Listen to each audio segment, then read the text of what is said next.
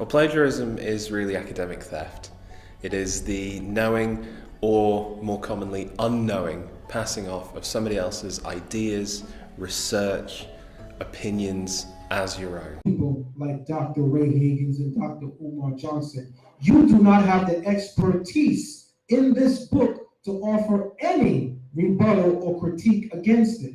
Number one, the first question I want to ask you is this: did you ever open up the entire Bible from Genesis to Malachi, or as you say as a Christian pastor, from Genesis to Revelation in the original language it was written?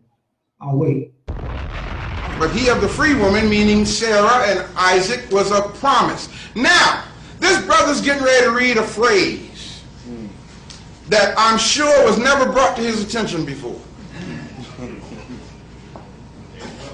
And it probably wasn't brought to a lot of y'all's attention.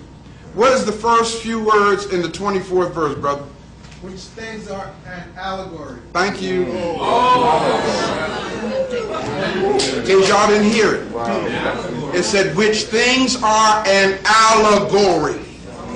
In case y'all don't know what an allegory is, an allegory means it's not a true story. It's not a real event. It's a story that was made up. It was an illustration that was created to make a point. In other words, according to their own Bible, Abraham, Isaac, Jacob, Ishmael, Hagar, Sarah, it's all an allegory. It never happened. Humble yourself. I cannot walk into a court of room and give the testimony that Dr. Umar Johnson can give in defense of a child based on his understanding of child psychology, because that is not my area of expertise. So what right do you have to open the Torah and you can't even read it in its original language and tell me that it comes out of Ancient Kemetic and you can't even read the writings on the wall in Egypt in its original language? But you have a problem with me studying this book.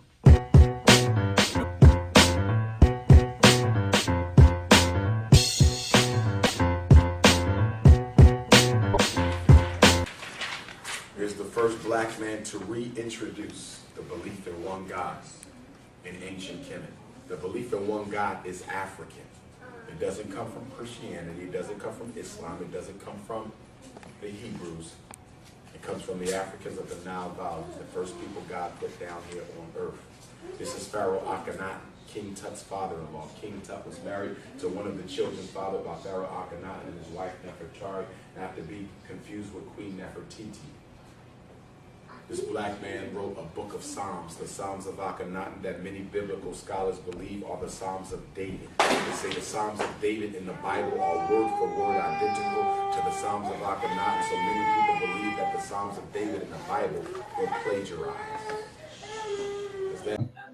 So I want to make it emphatically clear that people like Dr. Ray Hagins and Dr. Umar Johnson may in fact be beautiful and powerful in their area of expertise, as Dr. Umar Johnson is a clinical child psychologist and is one of the best, not just among black men, because I hate when we set the bar for best and we say he's the best black to do it, because that's Dr. Umar Johnson is one of the best clinical psychologists in this country, and I say that out of a spirit of humility. Yet I also say in a spirit of humility, you can't walk in here and flex your degree out there because you don't got no degree in here. I'm not. You crazy? Hey, no, I want you on this side. This is no shots about empowering our people. So me and Shaka had a build on the phone a couple of months back, and the idea was that I told Shaka before we can even talk about whether or not the Torah is plagiarized out of Kemet, we have to first deal with Shaka and anyone from Kemet proving authorship. Of course, I'm pretty aware that everyone with a baseline understanding of Kemetic thought, or even those with, especially those with advanced understanding of Kemetic thought, they may look at me with three heads and say, what do you mean I have to prove authorship? It's inscribed on the walls. Well, just like it's inscribed in the Bible, and you say I plagiarized, how do you know that what was inscribed on the walls was not plagiarized work itself? Hence my presentation today. So first slide. What you're looking at right now are the fathers of quote-unquote Egyptology. Being that I consider myself a somewhat informed young melanated brother, I understand, even from the Kemetic point of view, that these individuals that we're looking at in this slide do not represent the beginning and end of interpretation of Kemetic thought, correct? I understand that very well. Nonetheless, we all need to understand that all of these men on the wall represent a different version of how to interpret Kemetic thought as inscribed in ancient Egypt.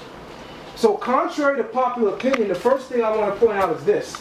When we enter an intellectual arena and we spar and we have intellectual combat, we can't throw out statements that we can't handle ourselves. So everyone loves to say, why do you believe in the Bible? I mean, at the end of the day, the white man wrote it. Well, those of us who are privy to study and scholarship, academia, we understand that a white man never wrote the Bible. He translated it from the original language, which is Hebrew. So all of the translations that you speak of, which is the real essence of what you're trying to say, does not represent the original text, which we have. So there could be a million translations of it. That means nothing to people like myself because I read and study the original fluently. And I'm considered one of the best in my community doing so. With that being said, these individuals represent all the different versions of the Kemetic doctrine. So contrary to popular opinion, these are their different translations. And got him! Got him! That's it. The bridge is over. The bridge is over. Bye-bye. The bridge is over. The bridge is over. Hey, hey, hey. The bridge is over. The bridge is over. Bye-bye. The bridge is over. The bridge is over. You see me coming in the dance with